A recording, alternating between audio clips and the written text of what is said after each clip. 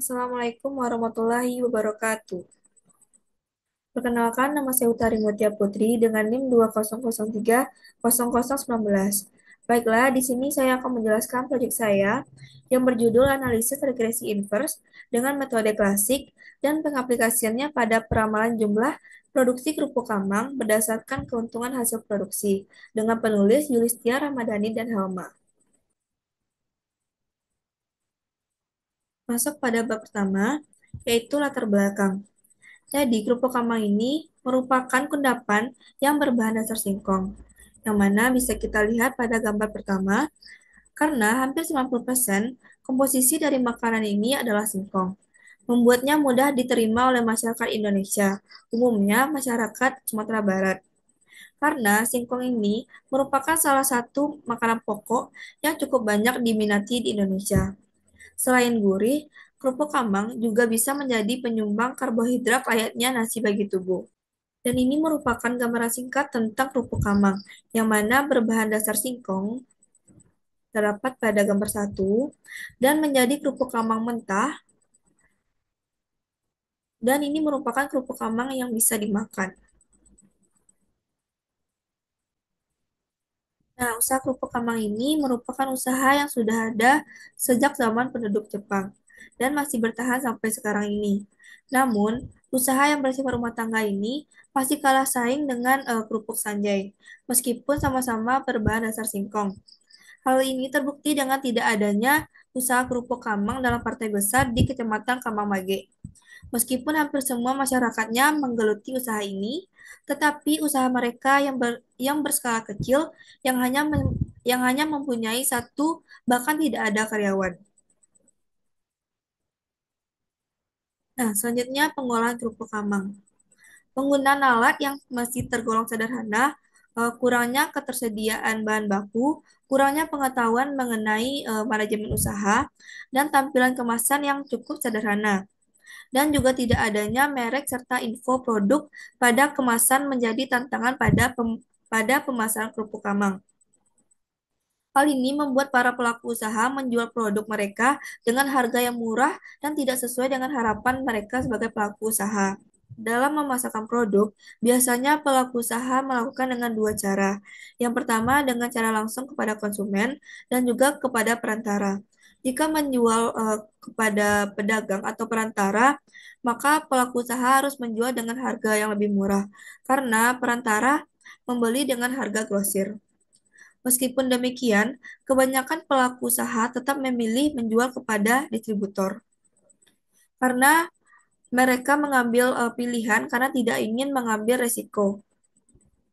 Keuntungan maksimal seringkali hampir tidak pernah bisa dicapai oleh pelaku usaha karena terkadang hanya mendapatkan keuntungan yang sangat minim. Hal ini disebabkan salahnya perhitungan mereka pada saat melakukan produksi. Keuntungan hasil produksi yang bergantung pada jumlah hasil produksi menyebabkan pentingnya untuk mengetahui jumlah hasil produksi kerupuk kamang itu sendiri.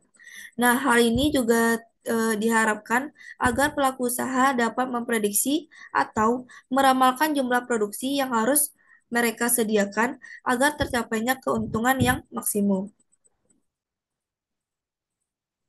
Selanjutnya itu tujuan dari penelitian.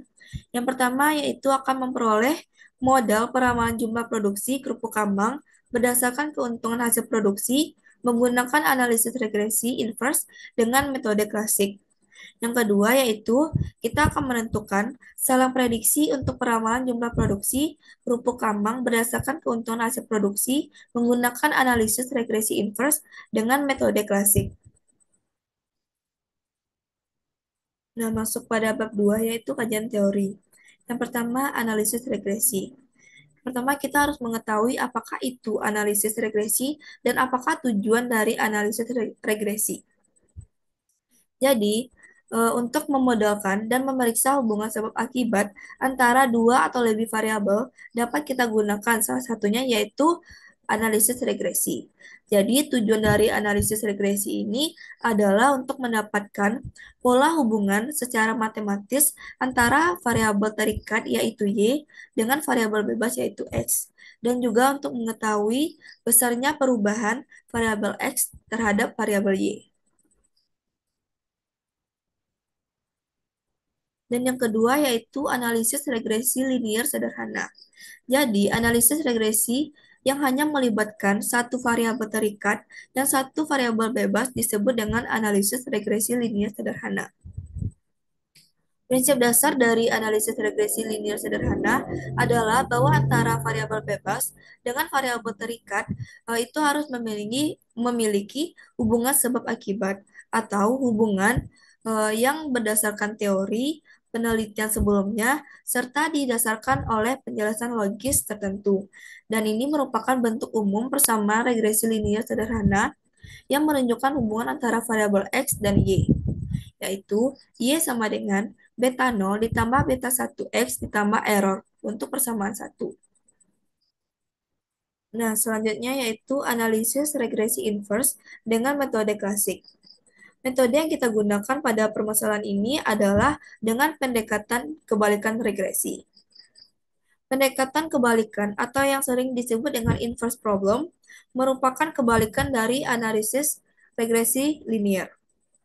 Pada regresi inverse terdapat dua metode penyelesaian, yaitu metode klasik dan metode kebalikan atau inverse. Sedangkan metode yang kita gunakan pada kasus ini adalah metode klasik.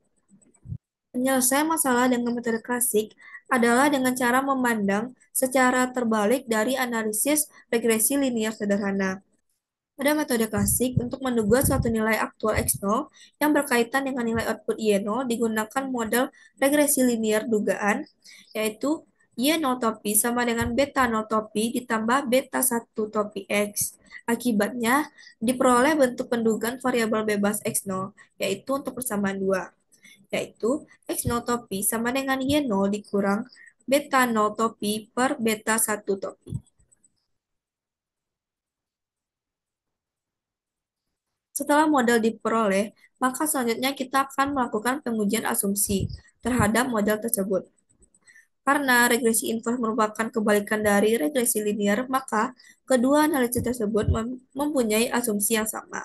Di antaranya, yang pertama yaitu kelinearan antara variabel bebas dengan variabel terikat. Nah, ini kita bisa lihat melalui scatter plot. Jika plot mengikuti garis kelinearan, maka asumsi linear sudah terpenuhi. Yang kedua yaitu rataan residual sama dengan 0, dan yang ketiga yaitu homoskedastisitas. Dan yang keempat, kebebasan nilai sisa. Dan yang terakhir yaitu kenormalan nilai sisa. Selanjutnya akan ditentukan selang kepercayaan untuk observasi baru. Selang kepercayaan untuk X0 dapat dibentuk menggunakan metode pada penyusunan selang kepercayaan untuk nilai observasi baru Y0. Itu persamaan yang bisa kita lihat pada layar. Maka Y0 dikurang Y0 topi merupakan variabel acak dari distribusi normal dengan rataan 0 dan variansi. Nah, sehingga nilai X0 yaitu rumus yang bisa kita lihat pada layar. Nah, nilai observasi Y0 dapat kita tentukan dengan dugaan nilai X0. Interval prediction untuk X0 dengan selang kepercayaan 1 kurang alfa 100% akan diperoleh menggunakan persamaan sebagai berikut. Dan selanjutnya kita akan masuk pada bab 3.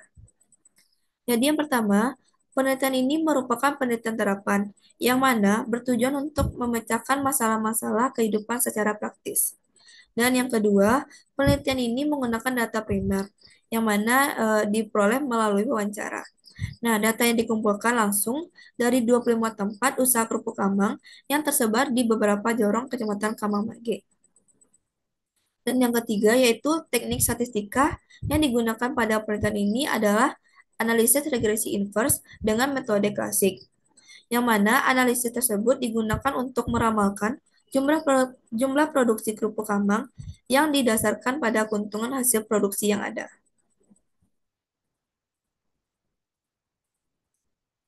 Adapun teknik analisis data pada penelitian ini.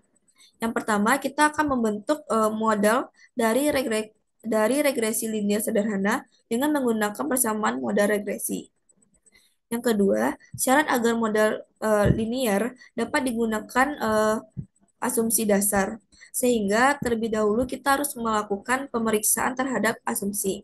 Yang pertama yaitu kelinearan, yang kedua rata anggaran sama dengan nol, yang ketiga kesamaan variansi atau homoskedastisitas, yang keempat yaitu kebebasan nilai sisa atau galat, yang kelima kenormalan nilai sisa atau normality of residuals.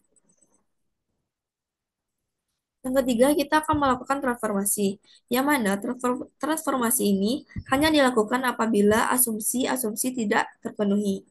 Setelah dilakukan transformasi, uji kembali semua asumsi sampai semua asumsi itu dapat dipenuhi.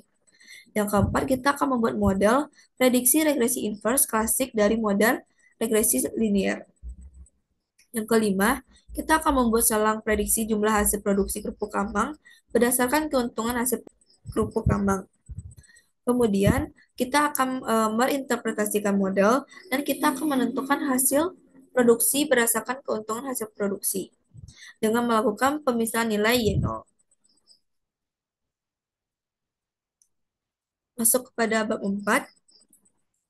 Jadi, pada penelitian ini akan ditentukan jumlah kerupuk kambang yang harus diproduksi berdasarkan keuntungan hasil produksi di 25 tempat, yang mana tersebar di beberapa kecamatan Kamamage, Kabupaten Agam.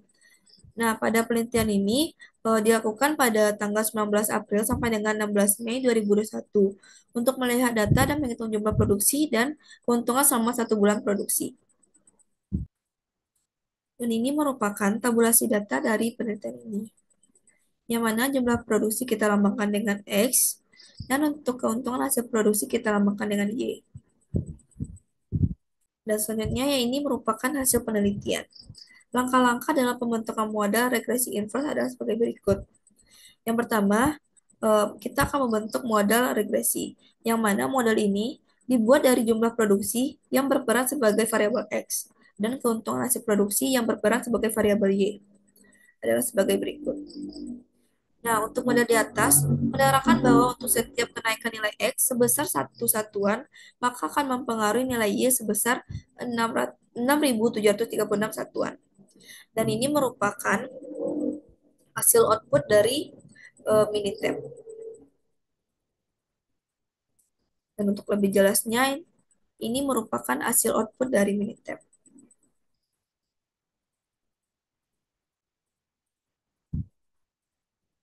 Nah, untuk yang kedua yaitu uji asumsi. Pertama, untuk uji asumsi yaitu kelinearan.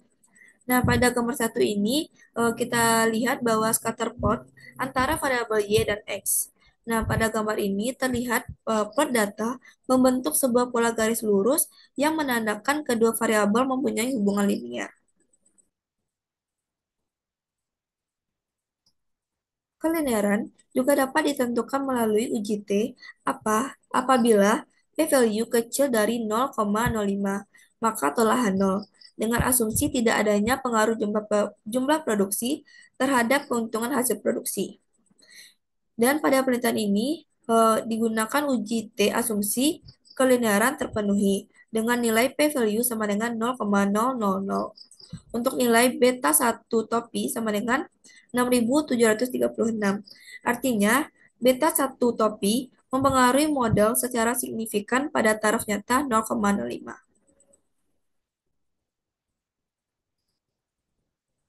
Nah, untuk yang kedua, independence of residual. Nah, ini merupakan gambar dari plot of residual versus order, yang mana kita lihat bahwa titik pada plot yang menyebar secara acak. Hal ini menunjukkan bahwa kebebasan galat juga terpenuhi.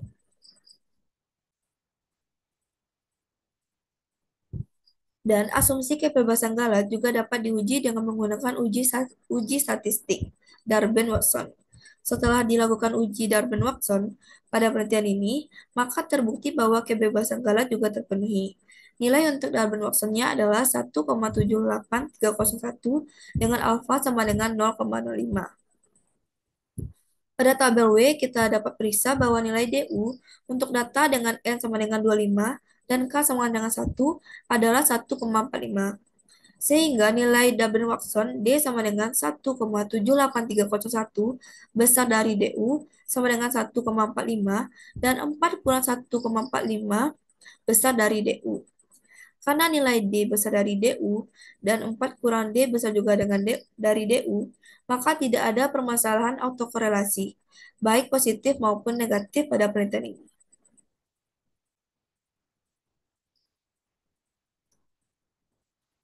Yang ketiga yaitu homoskedastisitas, yang mana pada gambar ini kita lihat bahwa titik pada plot tidak membentuk pola tertentu. Hal ini menandakan kesamaan variansi juga sudah terpenuhi.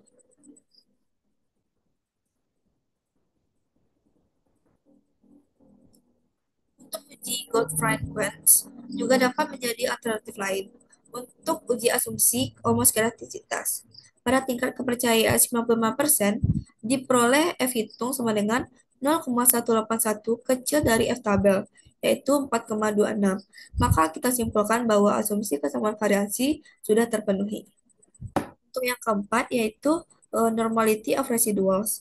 Asumsi kenormalan akan terpenuhi jika sebarang titik mengikuti pola kenormalan. Berdasarkan syarat tersebut, maka gerak data penelitian ini sudah memenuhi asumsi kenormalan.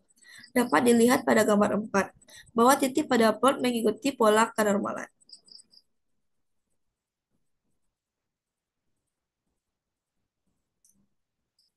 Nah, ini merupakan gambaran 4, yaitu probability plot of residuals.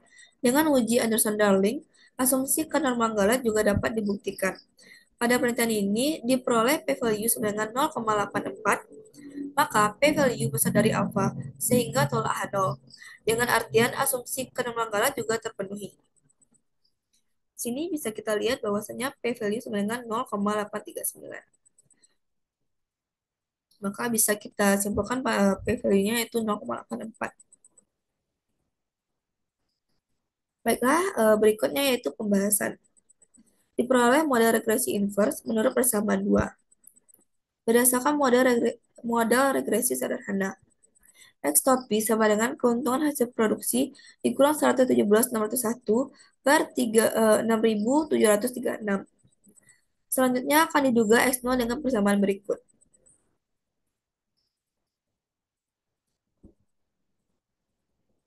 Sehingga kita akan memperoleh nilai untuk A, B, dan J. Maka dapat ditentukan akar-akar persamaan untuk ketidaksamaan di atas. Dan kita dapatkan D1 sama dengan min 71,22234 dan D2 sama dengan 102,44635. Nah, sekarang kita ambil sebarang Y0 sama dengan 3 juta, maka kita masukkan pada rumus X topi. Kita dapatkan X topi dengan keuntungan hasil produksi 3 juta yaitu 428. Dan dapat kita ramalkan untuk nilai sebenarnya dari X0 dengan selang kepercayaan 95% dan X bar sama dengan 412,484 adalah. Jadi kita dapatkan X0 besar sama 341,262, kecil sama 514,930. Jadi pelaku usaha harus memproduksi kerupuk kamang sebanyak 428 kg untuk memperoleh keuntungan sebanyak 3 juta. Dengan salang kepercayaan 95%, maka kerupuk kamang yang harus diproduksi adalah 341 kg sampai 515 kg pada saat Y0 sama dengan 3 juta. Dan ini merupakan peramalan dari jumlah kerupuk kamang yang harus diproduksi berdasarkan keuntungan hasil produksi.